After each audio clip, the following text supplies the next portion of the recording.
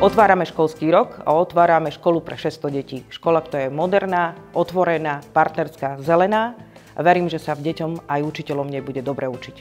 Dnes sme síce otvárali Plickovú, jednu z najväčších škôl, ale tešíme sa na ďalšie, či už v Šenkviciach, v Záhorskej Bystrici, ale aj v Tomášove. Podporili sme nielen nadstavby, dostavby a novostavby, ale aj kompletné obnovy, energetické obnovy budov, ich vybavenie v rámci odborných učební, knižnice, jedálne a kuchyne, ale aj športoviská, ktoré tak veľmi všetkým školám chýbajú.